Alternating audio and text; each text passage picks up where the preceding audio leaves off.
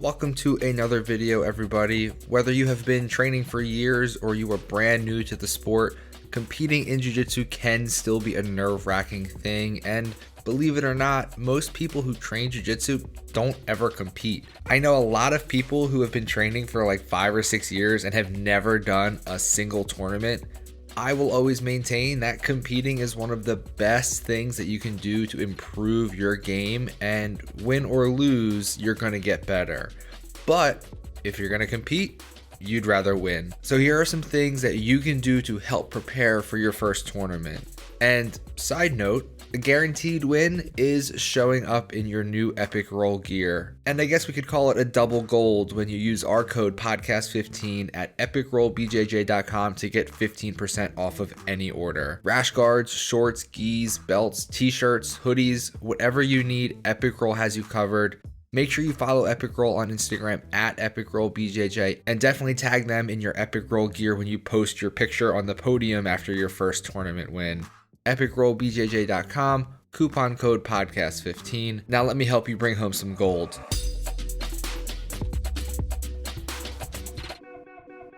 So first things first, you need to know when and where you are competing. You can always visit the IBJJF's website to see upcoming events and pick which one you'd like to do, or you can visit the site for Naga or New Breed or Grappling Industries and the like, then see what they have upcoming. Depending on your current fitness level, you want to find a tournament that's both far enough away from now that you have enough time to prepare and to train, but you also want to pick something that's not so far away that you struggle to stay motivated.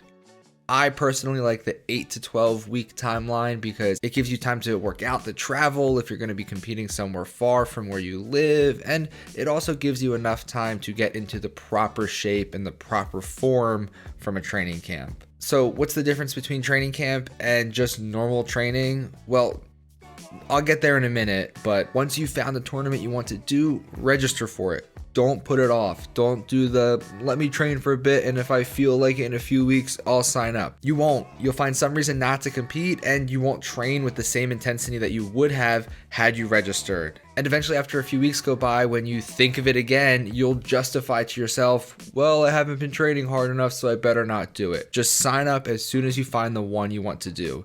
You will be glad that you did. After you've registered, I would advise you to keep it to yourself. I don't mean don't discuss it with your coaches or with your training partners. What I mean is don't tell everyone you bump into during your day about your big jiu-jitsu tournament that's coming up. First of all, if they don't train jiu-jitsu, they don't care. I mean, that sucks, but it's true. If you don't do jiu-jitsu, you don't care about someone's jiu-jitsu tournament. Second of all, injuries do happen in training, so if you tell everyone in the world about how you're going to compete and then you get hurt in training and you can't do it, you don't want to have to retell everyone how now you're hurt and you can't go. Lastly, sometimes in a tournament, you go out and you lose in the first minute of the first match. Do you really want to have to tell that story to everyone you know because they all remembered you were going out to compete somewhere? Probably not.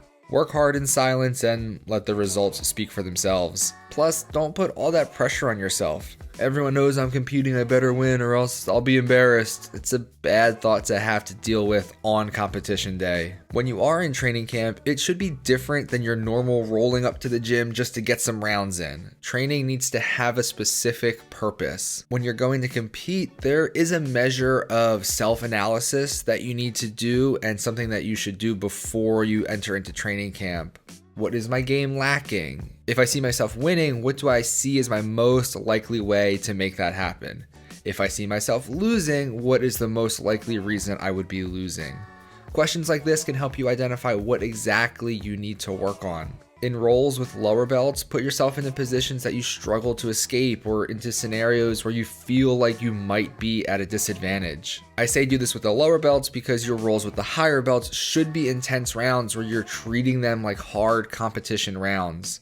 For me, I know that because I'm tall for my weight, I often am giving up a lot of strength because I often compete against shorter, stronger opponents. I've analyzed that weakness in my game and I work in a way that I can overcome it. Too many people make the mistake of knowing that they are competing soon, but they just treat training like they normally do. They come in for class and they do their sparring rounds at the end and they go home. Especially as you get closer to a competition, you need to start honing in on your A game. You should start focusing on things that you know you were going to do in a match. This isn't the time to learn new things or work on techniques that you are trying to work into your game. This is the time to perfect your go-to techniques and strategies. I am not a super strong wrestler. It pains me to say so. But it would be foolish of me in the last 2 weeks before a tournament to work hard on perfecting my double leg. I'd be better spent refining my guard game because I know when the chips are down, that's what I'm going to rely on. And I'm not saying to shut out all aspects of jiu-jitsu that you don't usually play. If something happens in sparring, you will address it and do your best to work on it and understand it.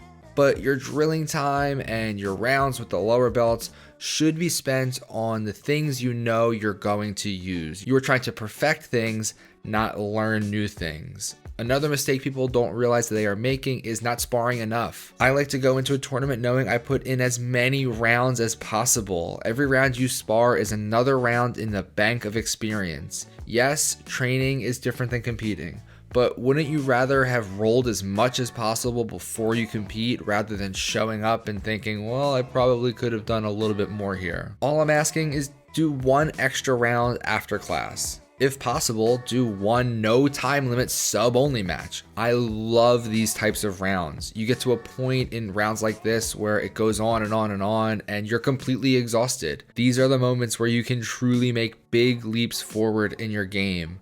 On top of that, this level of conditioning is extremely valuable.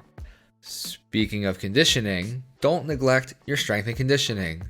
If you Google BJJ weight training, you will get about 1 million results, all with different advice for programming, and most of them are not mutually compatible and everyone has different reasoning behind their approach to strength training. Right now, I'm not going to tell you this is the plan you have to follow and how much weight you should lift and when. But I will recommend that whatever program you decide to adopt has a strong emphasis on compound multi-joint lifts, i.e. squats, deadlifts, bench presses, and overhead presses. This is just me, but I like lifting in the 5x5 rep range, so 5 sets of 5 reps, and that 5th rep is tough to complete. I feel like that's the range that allows me to lift heavy without overdoing it, but also allows me to build strength. I'm sure there will be tons of comments below telling me why that approach is wrong, and that's fine, but that's what works for me. For your cardio, just rolling is not enough. There is a reason that every champion MMA, boxing, and Muay Thai fighter does a lot of running. And it's not because they like it. You need to build up your cardio with long, steady, easier efforts. You need to put in a lot of miles at a lower rate of perceived exertion. Ideally, you're running at a pace that you could have a conversation with someone if they were running beside you. If you hate running, then do something else. Try riding a bike or swimming or basically anything that you can do for a few hours a week at the same rate of exertion I just talked about. These slower, lower heart rate, steadier efforts are like the frame to your fitness house. You need these efforts to have a base to build on. Only doing high intensity cardio during your live sparring will help your conditioning, but not as much as doing these high intensity efforts on top of the low intensity mileage you're putting in. Add in your strength training to that and you will be coming into this tournament in peak shape. It is important to taper your conditioning as the event approaches. Usually the week of the event should be a lighter week in terms of workload.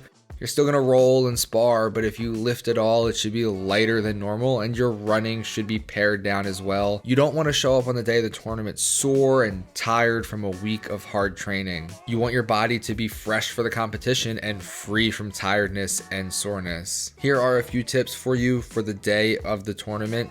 Pack your bag with everything you need the night before. You don't wanna be scrambling in the morning of your tournament trying to get everything together. Before you put everything in your bag, lay it all out on the floor and then take a picture of, it's like your food, your water, your change of clothes, your phone charger, flip-flops, your gi, your belt, mouthpiece, rash guard, like all that stuff. Take a picture of it and then put it in your bag. Later, when you feel like you forgot to pack something, which I think just happens to everyone every single time you're packing for an event, You won't have to unpack your entire bag to check for one thing. You can look at the picture on your phone and see that it's in there, and you know that it's in your bag. In terms of competition feeling, you should expect to feel more tired after your first match than you would normally after just one match.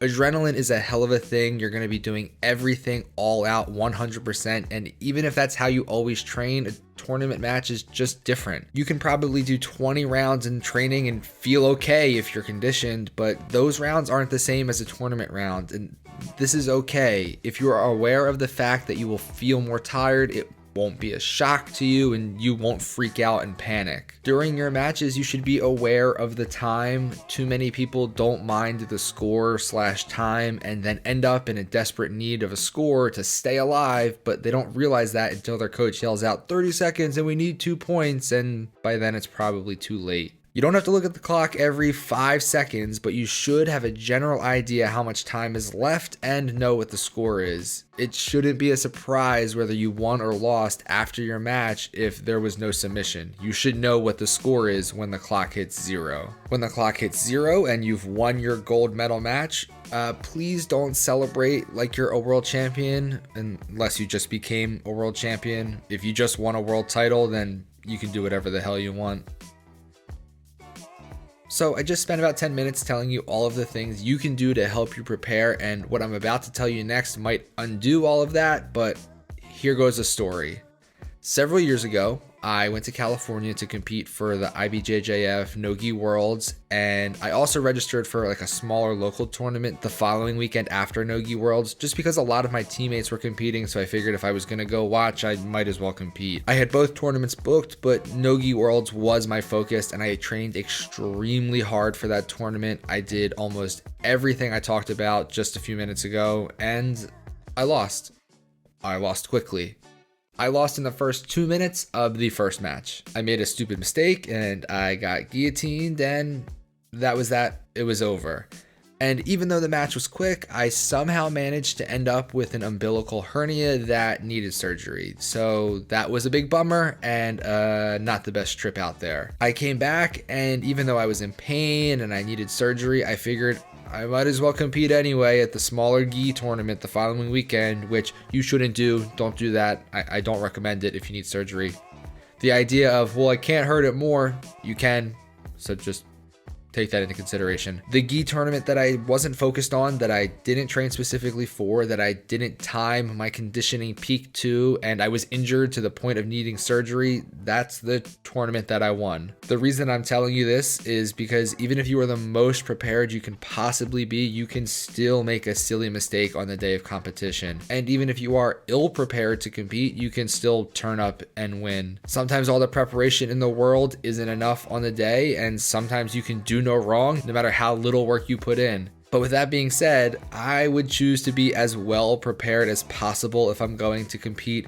You can't control what happens on the day of the tournament, but you can control how fit you are and how prepared you can be. I'm curious and I want to hear from you. What part of competing do you feel most excited about if this is your first tournament? Head down to the comment section and let me know. I hope you enjoyed this video and that it helps you get out there and smash that first tournament. Speaking of smashing things, why not smash that thumbs up and make sure you are subscribed to the channel. There is a lot of content coming. You do not want to miss it, so please stay tuned and I will see you in the next video.